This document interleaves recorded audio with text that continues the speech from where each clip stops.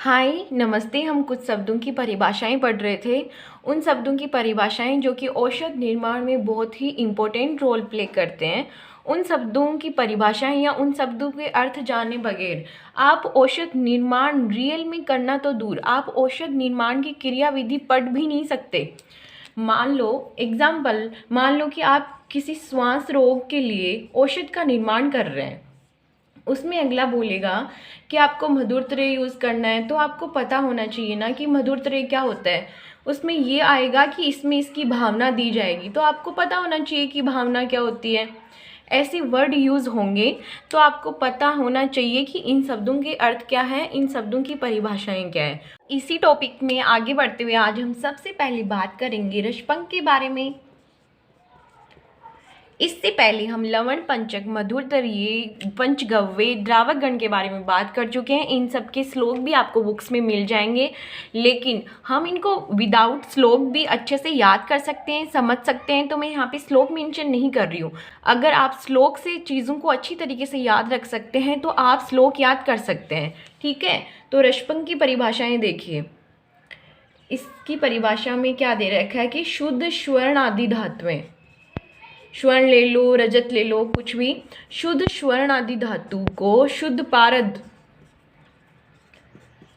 पारद में मिलाकर 4-5 दिन तक मर्दन करके पत्थर के खरल, उखली मान लो, उखली में 4-5 दिन तक मर्दन करके कजली जैसा बनाना है। काजल तो जानते ही होंगे आप, वही है, उतना ही महीन बनाना है। कजली जैसा बनाकर उसको किसी औषधि सवरस के साथ मिलाकर फिर से मर्दन करते हैं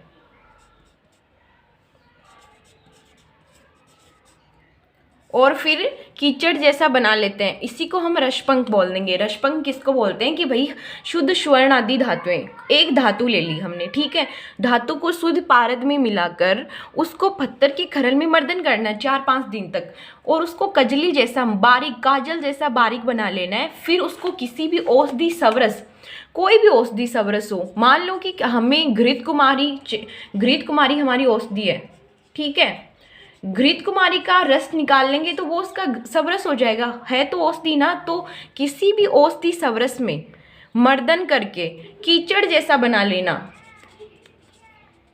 जो ये ऊपर पंख दिख रहा है ना आपको, इसका अर्थ कीचड़ ही होता है। कीचड़ जैसा बना लेना रसपंक कहलाता है। इसके बाद हम बात करेंगे भावना के बारे में कि भावना की परिभाषा क्या होती है। तो इसकी परिभाषा क्या दे रखी है कि किसी धातु, कोई भी धातु हो, सोना हो, चांदी हो, आयरन हो, कोई भी धातु का औषधि चूर्ण, कोई धातु या कोई भी औषधि चूर्ण है,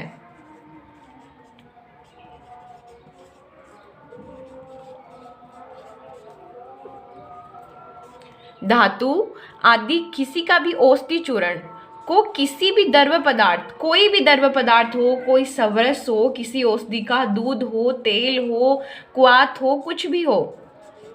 एक चीज़ ध्यान रखें, क्वाथ, फांट, ये सब भी लिक्विड फॉर्म में ही होते हैं।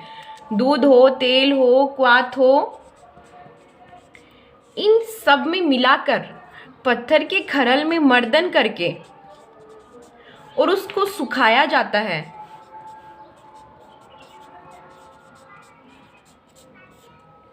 तो उसको हम क्या बोल देंगे, भावना। तो भावना क्या हो गई कि धातु आदि कोई भी हमारा औषधि चूर्ण है, चाहे धातु से बना औषधि चूर्ण हो या किसी भी चीज़ का औषधि चूर्ण हो, उसको किसी भी सवरस, कोई भी औषधि सवरस हो, चाहे वो दूध हो, तेल हो, क्वाथ हो या किसी औषधि का रस निकाला हुआ हो, उसके साथ उसको मिलाकर पत्थर के खरल में मर्दन करके फिर उसको सुखाया जाता है। तो इस क्रिया को भावना बोल देंगे। ये इसकी परिभाषा हो गई। इसमें एक ही चीज़ ध्यान में रखनी है कि जो हम ये द्रव्य मिला रहे हैं ना औषधि चूर्ण में, इसका मान ध्यान में रखना है, क्योंकि इसका मान बहुत ज़्यादा ज़रूरी है।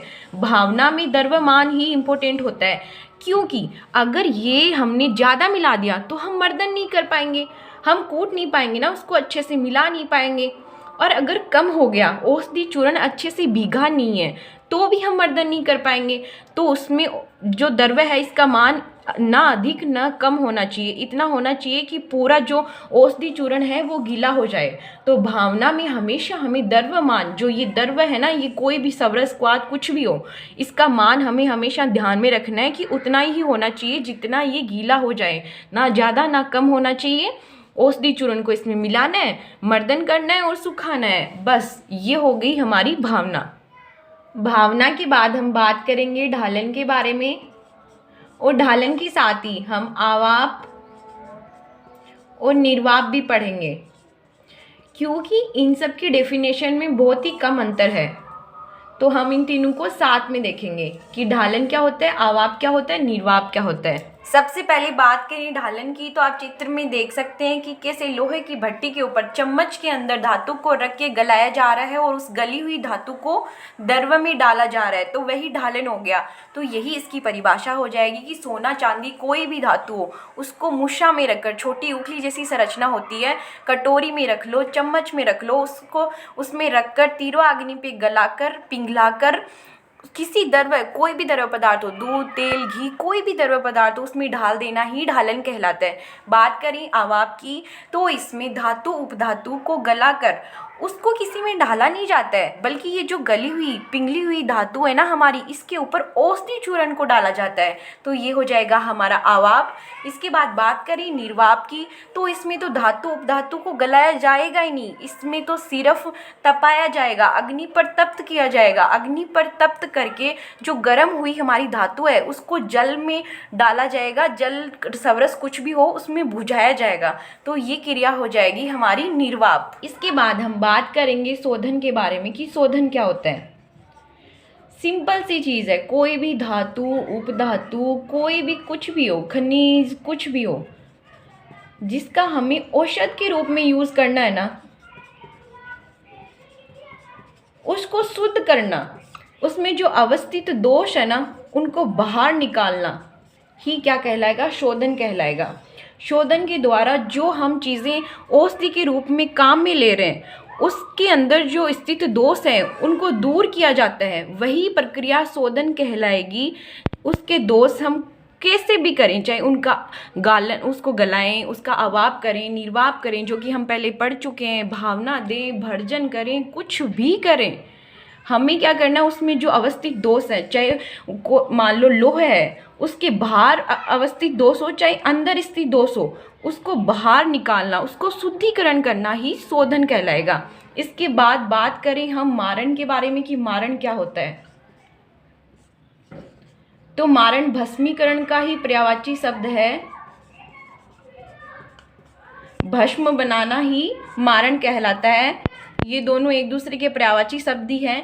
कोई भी धातु उपधातु कुछ भी हो, इसमें क्या हो जाएगा, इसमें हो जाए कि अग्नि में जलाकर उसको भस्म, उसकी भस्म बनाना, ताकि हमारी बॉडी उसको अच्छे से डाइजेस्ट कर सके, उसके गुण है वो प्राप्त कर सके।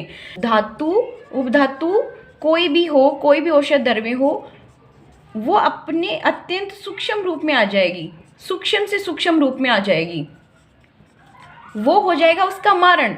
शोधन में तो क्या हो रहा है कि कोई भी जो औषधि द्रव्य कोई भी हो, धातु उपधातु खनिज द्रव्य कुछ भी हो, जिसको हम औषधि के रूप में यूज़ कर रहे हैं ना, उसके दोष को बाहर निकालना, उसको दोष को दूर करना, चाहे गालन करें, आवाप करें, निर्वाप करें, भावना दें, कुछ भी करें, दोषों को दूर करना तो हो जाएगा शोधन।